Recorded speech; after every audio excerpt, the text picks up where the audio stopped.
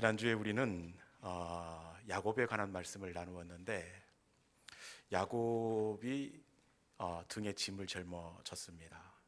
그런데 이 짐이 너무 버거워요. 왜냐? 한 가지도 너무 버거운데 안 좋은 일이 연거푸 세 개가 겹쳐서 일어났기 때문입니다. 우리가 보면은 꼭 안 좋은 일은 왜 겹쳐서 일어나는지 모르겠어요. 이날 야곱 가정에 어떤 일이 있었느냐?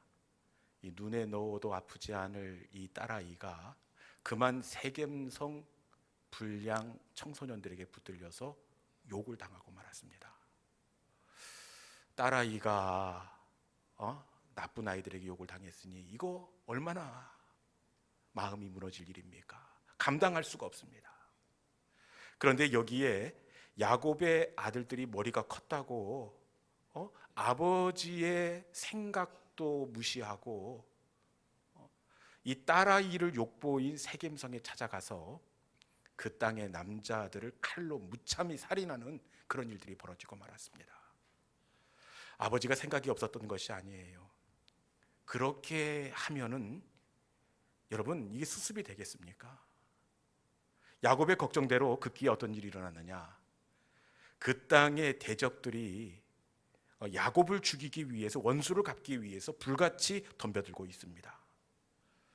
한 가지도 굉장히 버겁고 어려울 터인데 딸아이는 욕을 보이고 이 아들들은 아버지를 또 거슬러 일어나고 대적들은 야곱을 죽이기 위해서 불같이 일어나고 있습니다. 그런데 이때 야곱이 어떻게 하느냐? 일어나 베델로 올라가자. 이러지도 못하고 저러지도 못하는 인생의 어려운 상황에서 야곱은 일어나 베델로 올라갔습니다. 하나님의 날개 그늘 아래로 피신하였습니다. 여러분, 우리의 인생 가운데 이러지도 못하고 저러지도 못하는 시간들이 찾아올 때가 있습니다. 그때는 일어나 베델로 하나님께로 올라가야 하는 때가 되는 줄로 믿습니다. 그러자 어떻게 되었느냐? 여러분, 야곱은 이러지도 못하고 저러지도 못하는데 하나님께서 일하시니까 야곱이 할 수 없었던 그 일들을 하나님은 의외로 쉽게 해결하십니다. 불같이 일어났던 대적들의 마음을 두렵게 하여 야곱 추격하기를 그치게 하였더라. 그리고 야곱의 아들들이 절대로 내려놓지 못했던 이방의 의복을 갈아입게 하시고 차고 있던 금고리들을 내려놓게 하셨습니다.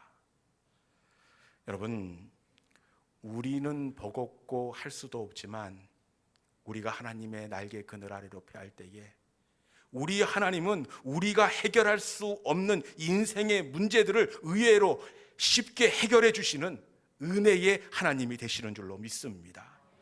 여러분, 이 예배의 자리가 저는 우리의 영적인 베델의 자리가 되기를 간절히 소망합니다.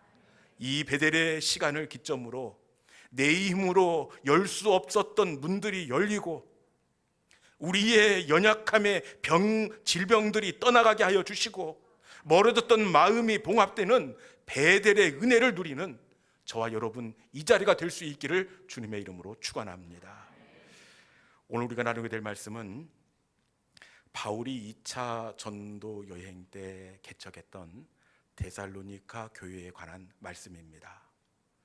바울이 위쪽에서 빌립보 교회를 개척하고 서쪽으로 약 60km 떨어진 데살로니가 지역에 데살로니가 교회를 개척하게 되었습니다. 그런데 개척한 지 세일이면 3주입니다. 3주. 일회가 3번이죠. 3주 만에 어떤 일이 있었느냐? 우리도 지역에 교회가 들어서면 괜히 그거 반대하고 거스르는 사람들이 있는데 데살로니가 교회가 막 개척을 시작할 때에 교회 개척에 불만을 가진 유대인들이 사람을 고용합니다. 직접 하지 않고. 어떤 사람을 고용하느냐? 말씀에 보면 저자의 불량한 사람들을 시켜서 박해를 했다 이렇게 되어 있습니다. 저자, 이 사전을 보니까 시장, 불량한 사람들, 건달패 이렇게 되어 있습니다. 시장의 건달패, 우리말로 바꾸면 아마 조직폭력배들을 조직적으로 고용을 했던 겁니다. 여러분, 이날 이 조직 폭력배들이 개척을 막 시작한 데살로니가 교회에 와서 어떻게 했을 것 같습니까? 아마 볼 것 없이 고래고래 소리를 지르고 교회의 집기를 뒤집어 엎고, 이때 꼭 나오라는 사람이 있죠. 이때 누구 나오라고 하죠? 꼭 이때는 권사님 나오라고 않고 목사 나와 그럽니다. 목사 나와. 네. 목사 나오라고, 목사 나오라고. 분위기가 이렇게 심상치 않게 돌아가니까 데살로니가 교회와 바울이 어떻게 하느냐? 일단 바울을 이 베레아로 피신을 시킵니다. 베레아로 피신시킬 때 바울이 이런 약속을 해요. 어쩔 수 없이 내가 데살로니가 교회를 떠나지만 이 바람이 조금만 잠잠해지면 바로 와서 교회의 문제를 수습하겠다, 이렇게 약속을 합니다. 그런데 어찌된 일인지 금방 문제를 해결하고 데살로니가 교회로 올라갈 수 있을 줄 알았더니 이 바울의 걸음이 데살로니카에서 베레아로, 베레아에서 아덴으로, 그리고 아덴에서 고린도까지 내려가고 말았습니다. 여러분, 고린도에 내려와서 교회를 개척하고 바울이 지금 사역을 감당하고 있지만 데살로니가 교회를 생각할 때 바울이 마음이 편안하겠습니까? 그래서 참다 못한 바울이 데살로니가 교회와의 약속을 지키기 위하여 올라갈 계획을 세웁니다. 그런데 어떻게 되었느냐? 우리 데살로니가 전서 2장 18절에 있는 말씀, 바울의 계획이 어떻게 되는지 한번 읽어보도록 하겠습니다. 자, 시작.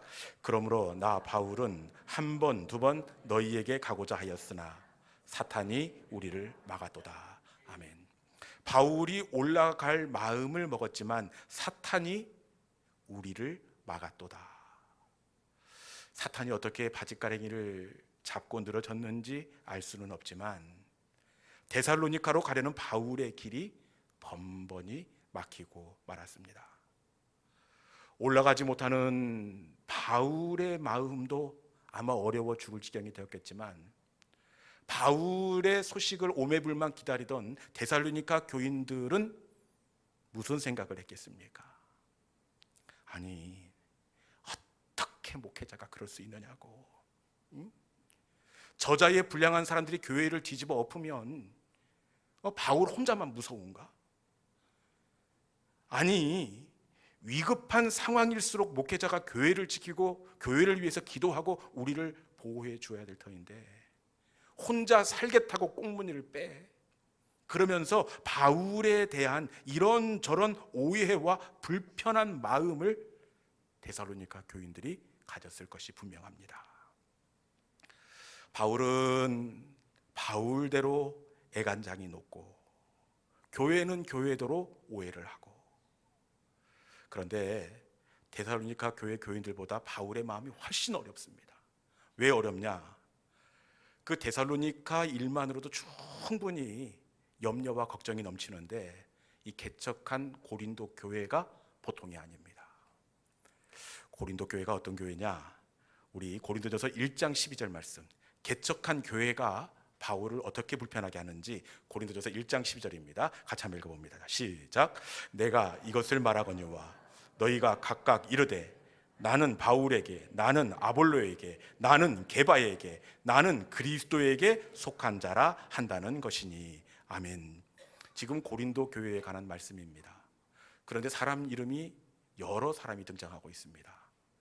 나는 바울에게, 나는 아볼로에게, 나는 베드로에게, 나는 그리스도에게. 무슨 말이냐? 이 교회가 이 파가 나눠졌다는 겁니다. 이쪽줄은 바울파, 아볼로파, 게바, 그리스도파, 이렇게 교회가 4개로 나뉘어져 있었다는 겁니다.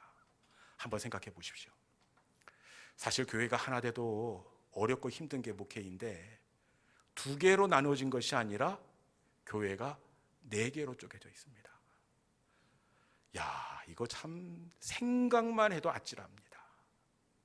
그런데 이 고린도 교인들이 나뉘어져 있을 뿐만 아니라 이 사람들의 특징이 있는데 조금만 비위가 거슬려도 서로 이야기하고 타협하는 것이 아니라 바로 호성파출소로 달려가는 겁니다. 고소 고발이 아주 많았던 교회가 바로 고린도 교회였습니다. 여러분, 이러면 이 지역사회의 소문이 좋지 않게 나게 되어 있습니다. 지역사회에서 고린도 교회 하면 고개를 젓는 거예요. 아이고, 말도 마. 교회가 어떻게 사랑하고 용서하고 그러라고 그러는데, 여기 파출소에 접수된 고소고발건 99%가 고린도 교회다. 이러면 바울의 마음이 얼마나 어렵겠습니까? 뿐만 아니라 이 바울의 마음을 불편하게 했던 것이 있는데, 그것은 끊임없이 교회가 바울에 대한 이야기를 만들어내는 겁니다. 당시 어떤 말을 만들어내느냐? 사실 바울이 고린도 교회를 개척했기 때문에 이 사례비를 받지 않습니다. 개척교회가 재정적으로 여유가 없기 때문에 교회를 생각해서 교회가 자리 잡을 때까지 사례비를 받지 않겠습니다. 이렇게 하는데, 고린도 교회 교인들이 어떤 말을 만들어내느냐? 아니, 사역자가 죽도록 새벽부터 저녁까지 사역을 하는데 왜 사례비를 안 받아? 사례비를 안 받는 걸 볼 때 뭔가 꿀리는 게 있다. 사실 이 바울은 그 예수님의 12제자 사도가 아닙니다. 중간에 예수님을 만난 사람입니다. 그래서 늘 예수님의 제자가 아니었다는 컴플렉스가 있었는데, 고린도 교인들은 끊임없이 그것을 긁어 이야기를 만드는 겁니다. 사례비 안 받는 사역자가 어디 있냐? 뭔가 꿀리는 것이 있다. 이런 이야기를 할 뿐만 아니라 바울이 또 사역에 집중하기 위해서 결혼했겠습니까? 안 했겠습니까? 이 독신입니다. 그런데 사역에 집중하기 위해서 결혼을 하지 않는데 어떤 이야기를 만드느냐? 누가 어떤 여자가 바울 사모님이 되겠냐고. 키는 152cm, 다리는 안짱다리, 이마는 대머리, 코는 매부리코. 실제로 초대교회 전승에 따르면 바울의 모습이 이렇습니다. 그래서 교인들은 바울의 외모를 가지고 끊임없이 뒷이야기를 만들어냅니다.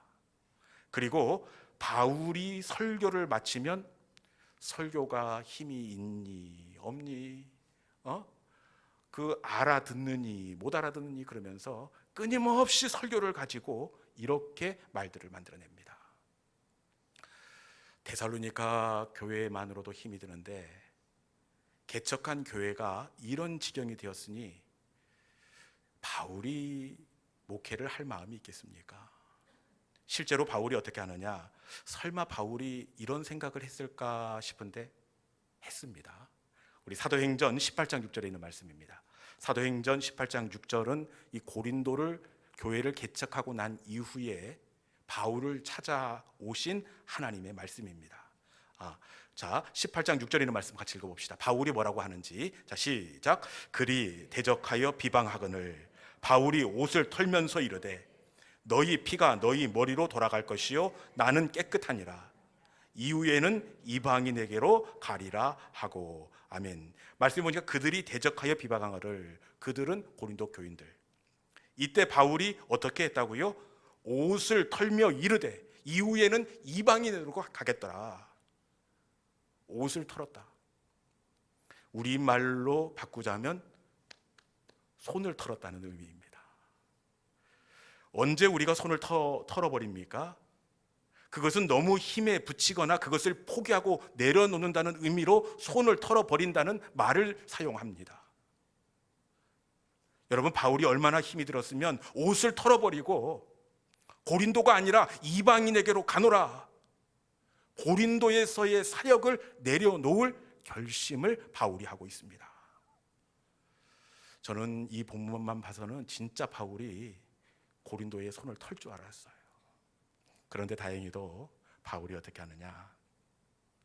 이 흔들리는 상황 가운데에서 다시 중심을 잡고 힘을 내고 용기를 내 고린도 교회의 사역을 이어가게 됩니다. 여러분, 도대체 제가 봐도 어려운 상황인데 이 상황 가운데서 어떻게 바울은 다시 중심을 잡고 일어날 수가 있었을까요? 어떻게 일어날 수가 있었을까요? 그 비결이 바로 데살로니가 교회에서 들려진 소식 때문인데, 데살로니가 전서 3장 7절에 있는 말씀입니다.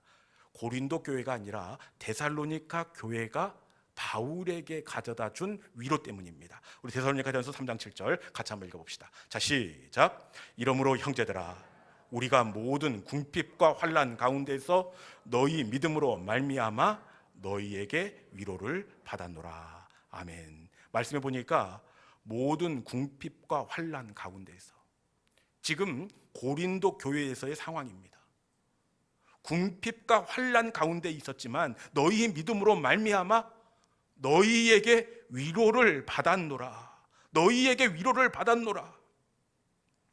여기서 너희는 데살로니가 교회를 가리키는데, 바울이 일어설 수 있었던 것은 데살로니가 교회로부터 얻은 위로 때문이었습니다. 앞서 말씀드렸다시피 쓰러질 줄 알았던 교회였습니다. 그런데 이 교회가 어떻게 되었느냐? 오히려 마케도냐와 아가야의 믿음에 소문난 교회가 되었고, 박해를 피해 도망간 바울을 원망하는 것이 아니라 오히려 걱정하고 오히려 바울 목사님을 위하여 기도하는 성숙한 교회로 자라 있다는 소식을 듣게 되었습니다. 바로 바울이 중심을 잡을 수 있었던 것은 데살로니가 교회가 전해준 위로 때문이었습니다. 여러분, 저는 우리 교회가 누군가의 흔들리는 마음을 붙잡아주는 위로하는 교회가 될 수 있기를 주님의 이름으로 축원합니다. 우리 성도들도 이런 성도들이 될 수 있기를 축복합니다. 목회를 하다 보면 가끔씩 눈물 나고 어려운 시간들이 있을 때가 있습니다. 그런데 이때 목회자는 어떻게 그 시간들을 넘어서느냐? 그때 생각나는 성도가 있어요. 그분을 생각하면 가슴이 따뜻해지고, 그분을 생각하면 이 뜨거운 눈물이 흐르고, 흔들리는 마음 가운데 큰 위로를 주는 성도들이 있습니다. 여러분, 자녀들도 내게 위로가 되는 그런 자녀들이 있지 않습니까? 여러분들이 누군가의 가슴에 위로를 심어주는 믿음의 성도들이 될 수 있기를 주님의 이름으로 축원합니다. 저는 특별히 여러분들이 목회자의 가슴에 위로를 주는 성도들이 될 수 있기를 축원합니다. 왜냐? 제가 위로를 받고 싶어서가 아니에요. 왜 목회자에게 위로를 주어야 하느냐? 그것은 제가 보니까요, 목회자의 가슴에 위로를 주는 성도를 하나님이 기뻐하시고 목회자의 가슴에 따뜻함으로 자리하는 성도가 신앙생활을 건강하게 잘 하고 있다는 것을 보았기 때문에 그렇습니다. 지난번 장년부 1일 부흥회에 오셨던 목사님의 말씀을 빌리자면, 이런 분들을 제사장의 가슴에 붙어 있는 보석으로 비유해서 설명한 것을 들은 적이 있습니다.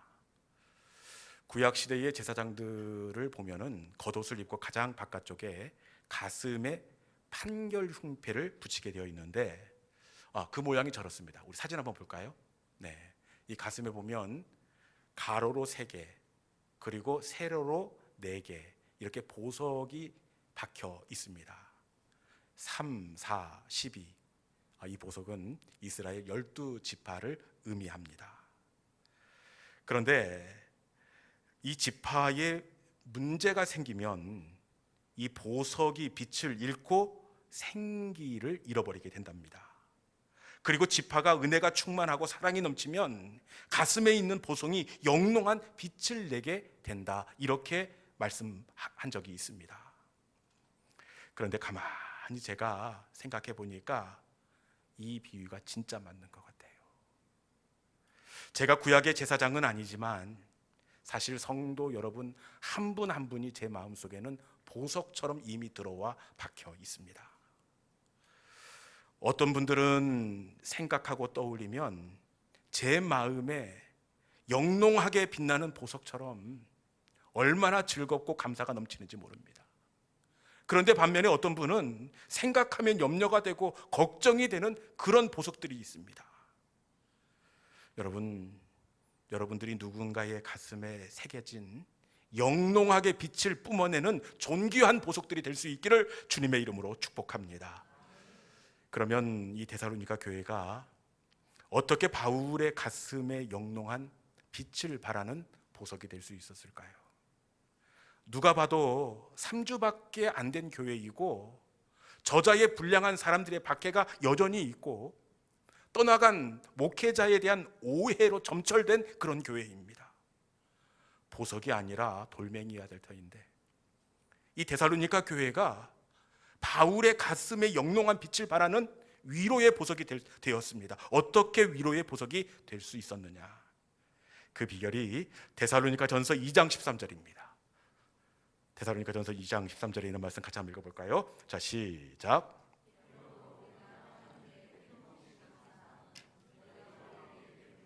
하나님의 말씀을 받을 때에 사람의 말로 받지 아니하고 하나님의 말씀으로 받음이니 진실로 그러하도다. 이 말씀이 또한 너희 믿는 자 가운데에서 역사하느니라. 아멘. 어떻게 보석이 될 수 있었습니까? 너희가 하나님의 말씀을 받을 때에 사람의 말로 받지 아니하고 어떻게? 하나님의 말씀으로 받음이니. 데살로니가 교회가 보석이 될 수 있었던 이유는 바울이 전한 그 말씀을 사람의 음성이 아닌 하나님의 음성으로 받아들였기 때문에 그렇습니다. 하나님의 음성으로 받아들일 때 말씀이신 하나님이 저들 속에 들어가 상처를 만지시고 저들의 거칠고 모난 부분을 만져주실 때에 데살로니가 교회는 영롱하게 빛나는 보석이 될 수가 있었습니다. 이방의 백부장 고넬료가 이 보석 같은 사람이 된 이유도 바로 여기에 있더라고요. 사도행전 10장을 펴면 사실 눈이 부셔서 눈을 이렇게 감아야 되는데 눈 한 번도 감은 적이 없죠. 사도행전 10장을 열면 보석처럼 빛나는 고넬료라는 사람이 있는데 우리 사도행전 10장 2절에 있는 말씀, 우리 고넬료가 어떤 사람인지 어떤 보석인지 한번 같이 읽어보도록 하겠습니다. 같이 봅니다. 자, 시작. 그가 경건하여 온 지방과 더불어 하나님을 경외하며 백성을 많이 구제하고 하나님께 항상 기도하더니. 아멘. 고넬료를 어떻게 이야기합니까? 그가 경건하여. 이 경건하다는 원어적 의미는 그가 거룩하여, 다른 말로는 그가 구별되어, 이렇게 의미를 가지고 있습니다. 고넬료는 이 백부장이지만 다른 백부장들과 다릅니다. 먹는 것도 다르고 말하는 것도 다르고 입는 것, 일을 처리하는 것도 완전히 다릅니다. 그리고 이 백부장 고넬료는 백성을 많이 구제하는 사람이었고 온 지방과 더불어 하나님을 경외했던 사람입니다. 정말 보석 같은 사람이에요. 그런데 이 고넬료가 어떻게 보석 같은 사람이 될 수 있었느냐? 우리 사도행전 10장 33절에 있는 말씀입니다. 같이 한번 읽어볼까요? 자, 시작. 내가 곧 당신에게 사람을 보내었는데 오셨으니 잘하였나이다. 이제 우리는 주께서 당신에게 명하신 모든 것을 듣고자 하여 다 하나님 앞에 있나이다. 아멘. 이 말씀은 베드로 목사님이 고넬료 집에 신방 갈 때 이 고넬료의 고백입니다. 베드로가 고넬료 앞에 와 있음에도 불구하고 고넬료가 뭐라고 이야기합니까? 우리가 하나님 앞에 있나이다.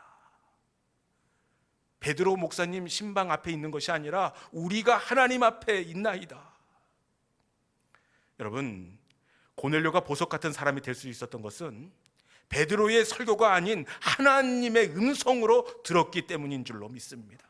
하나님의 음성으로 들을 때 말씀이신 하나님이 고넬료 속에 들어가서 고넬료를 다듬어 영롱하게 빛나는 보석으로 빚어 주신 줄로 믿습니다.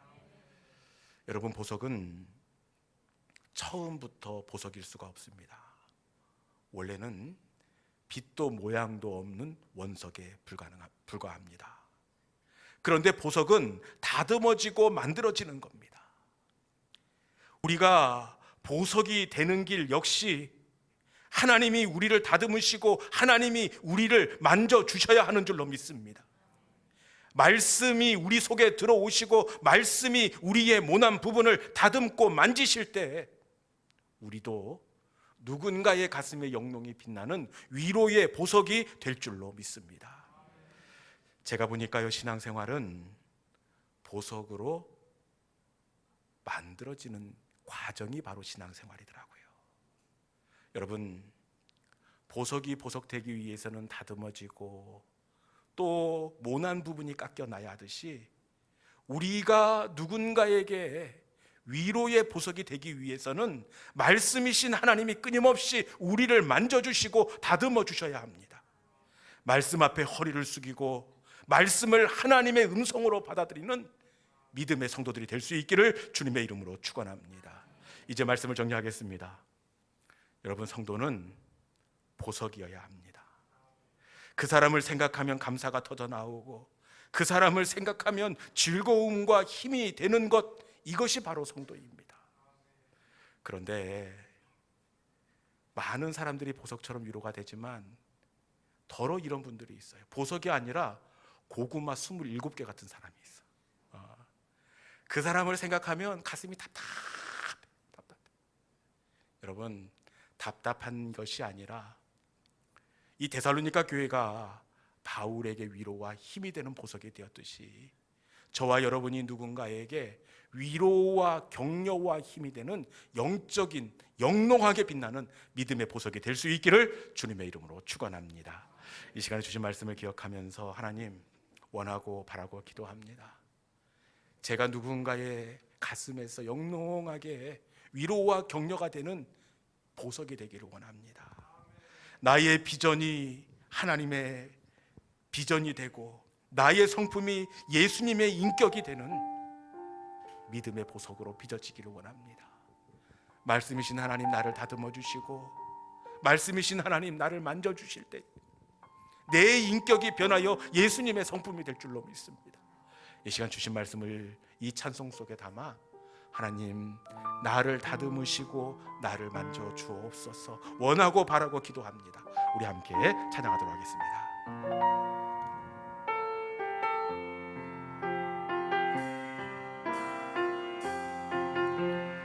이 세상을 살아가는 동안에 이 세상을 살아가는 동안에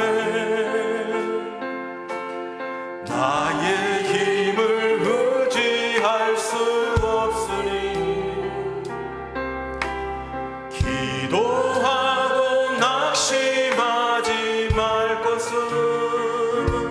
주께서 참 소망이 되심이라. 주의 길을 걸어가는 주의 길을 걸어가는 동안에 세상의 것 의지할 수 없으니 감사하고 낙심하지 말 것은 주께서 참 기쁨이 되심이라. 하나님의 꿈이 나의 비전이 되고 예수님의 성품이 나의 인격이 되고 성령님의 권능이 나의 능력이 되길 원하고 바라고 기도한 하나님의 꿈이 나의 비전이 되고 예수님의 성품이 나의 인격이 되고 성령님의 권능이 나의 능력이 되길 원하고 바라고 기도. 하나님의 꿈이